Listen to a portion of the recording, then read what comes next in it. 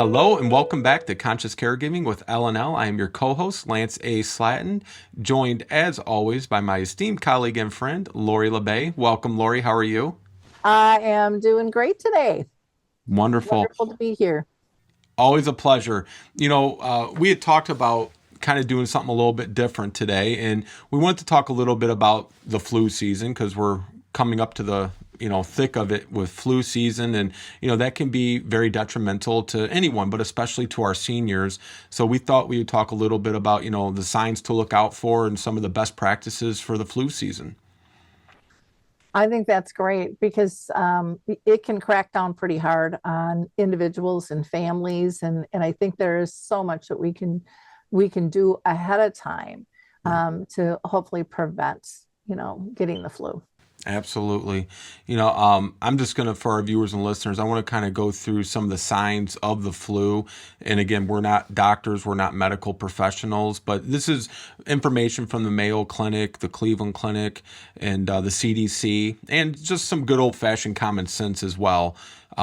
But some of the signs of the flu to be on the lookout for is a sudden onset of fever or feeling feverish chills.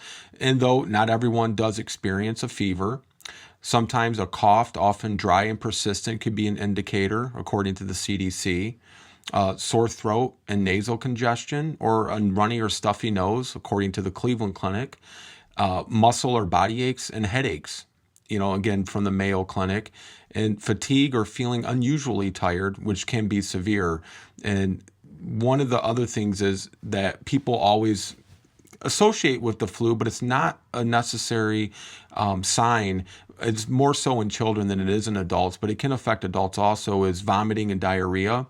But especially in seniors, we want to watch out for additional symptoms such as a shortness of breath, chest discomfort, confusion, or severe weaknesses, which may indicate complications because there might be other health issues that they're already dealing with, which added with the flu can just compound those issues. And again, that's according to the CDC as well.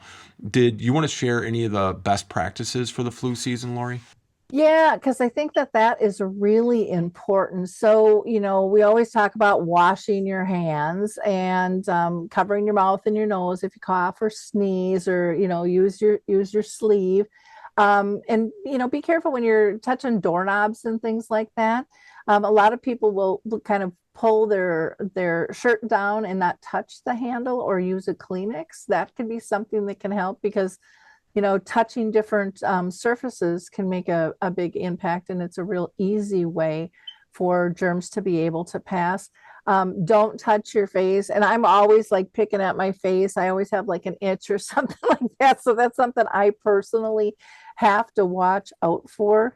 They say, and this might sound silly and things and kind of off path, but they also say about smiling and being positive can, boost your immune system. Absolutely. And so that's, along with eating healthy and exercising, all of those things can help balance your mood and boost your immune system. You might want to, look at supplements. Again, you might want to talk with your doctor about that as well. If you, have a fever and things like that, you might want to not go outside to spread it. If you feel like something's coming on, I know for me, I will take some medication ahead of time.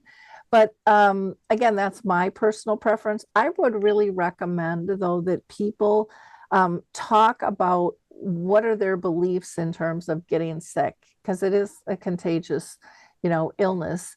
And, are they worried about it? Some people aren't. And some people really want to try to prevent this and not only prevent it for themselves, but not spread it for others. So what camp do you sit in? Know who you are and what you want. I loved when you said, talk to your doctor, because, they will have recommendations too. You see them when you go to the clinics, you see them when you go even to the pharmacy, come on in, we're doing this right now. And then know your own health issues. Are you at higher risk to catch something like that? Are there contraindications, for you? And as a older person, I think it's really important. It might even be something that you want to look at your healthcare directive and put something in there regarding how do you want to be treated and how could this affect if you do have some chronic illnesses in the future, because flu, pneumonia, those types of things can all be trigger points Right. for other diseases. So I think you have to be really careful with that. And then I always say, be prepared, have your Kleenex. And if you do use supplements of any kind, have those available if that's what you want. And then, or if it's chicken noodle soup, make sure you have a thermometer. A lot of times people go, yeah, I'm not feeling good. Well, have you taken your temperature? Well, no, I don't have one, or mine doesn't work, or it's broken, or I need batteries, or things like that, because you can, do some assessments yourself. And sometimes those seasonal headaches just aren't seasonal headaches. They Right. could be a sign of something. And if you took your temperature, you might find out, oh, this isn't just a headache, it's the start of something else. So I think those types of things are really important. And know for yourself, like I said, if you're one that doesn't want to spread it, then stay home and let people know that you're sick and this is why I'm not attending such and such, because that's your choice. But I'm personally a believer if you go someplace and are sick, that it's good to tell people or not shake hands. And, it could be a wedding or a funeral that you feel like you can't really get out of, that sometimes people will attend. I think there's some precautions that you can take there. Again, everybody's got their own opinion with that. Yeah, well, and I just wanted to add to that. You kind of touched on it there, but for families that have younger children, Mhm. our kids, my kids, or your kids, or anybody's kids that are in school or out on sports and stuff, they're coming into contact with countless people, and they might get a cold, they might get the sniffles or what have you, and going into the holiday season, you're going to go visit grandma and grandpa, and you're going to be going to family.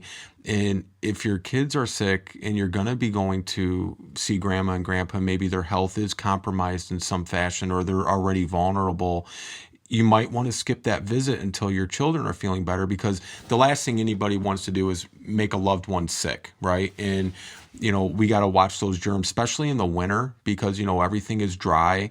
There's nothing stopping that spread, going from house to house.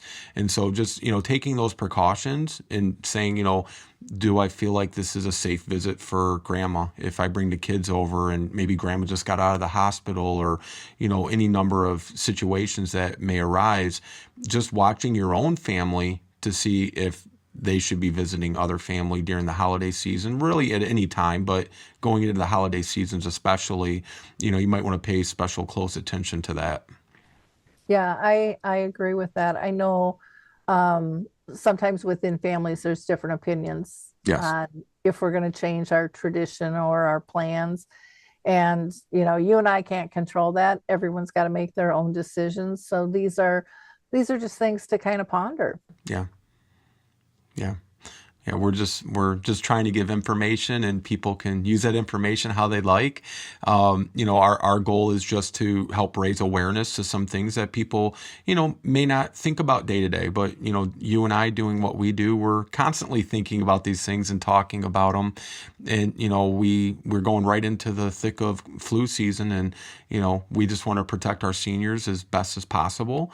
And one of the other ones I would mention too is when going to the grocery store and things, often in the winter here, at least in Michigan, we'll see our seniors are reverting to wearing a mask going into the grocery stores. And a mask is a very hot button issue. That's a personal decision everybody needs to make for themselves. But when you're going into the public, just as an extra, side of precaution, maybe consider wearing a mask again. Or if you don't feel comfortable doing that, that is your choice and your right. But again, we're just trying to give recommendations and advice on options that are available, not what you have to do, but what you could do. Yeah, well, and I know like I personally will keep like some wet ones, with me. So if it's wiping down a grocery handle or even doors and stuff like that, after I've done some stuff, like if you're going to a clinic, that might be a different thing. You might think, okay, well, I'm more likely to run into sick people there. You have to weigh all those things out for yourself on what you're comfortable with, but really understanding the risks, because there are risks out there, and some of them are preventable. Some aren't, but again, and your health is different than my health, in terms of immune system, and what I can take on and what I can fend off is going to be really important to know. So again, having that conversation with your doctor can, I think, be really helpful Yeah. too. Yeah, absolutely. When I worked in the hospital, we would constantly talk about nosocomial infections. And for those that aren't familiar with nosocomial, that's an infection you obtain while in the hospital. And that's why, people complain, I complain, that people don't have longer hospital stays. When you have a baby and the baby's healthy, mom's healthy, you're in the hospital less than 48 hours. And that's because the hospitals have found that approximately 5% of hospital admissions in the US lead to an estimated 722,000 infections, 75,000 deaths, and over $28 billion in extra costs annually. And these infections can significantly increase the length of hospital stays by an average of 6.5 extra days. And that's for surgical infections. And it increases the likelihood of an ICU admission, and it raises mortality rates. The prevalence of nosocomial infections is higher in intensive care, with about 30% of the patients affected. So when you think about that, and I bring that up because it kind of ties into my point, when you go into the hospital, and you said like the clinic, you're going there to get better, to get treatment, but they don't want you to stay there any longer than you have to because of infection. So they're concerned about it just going into the hospital, which we would all think is the safest and most sterile place to be at, with the least likelihood of developing an infection. But as these statistics show, it's one of the highest risk for infection. So just think about that when you're going out in the public. Everybody doesn't treat their hygiene and their health the same as maybe you or I would, and so we just want to protect our seniors and keep them as healthy as possible. Agree. Well, hopefully you find these tips helpful. Yes. Until next time, Lance and Lori from Conscious Caregiving with L&L. Thank you, guys. Bye-bye. Thank you for joining us again here at Conscious Caregiving with L&L, where we're tackling the tough conversations. We look forward to seeing you again here next month.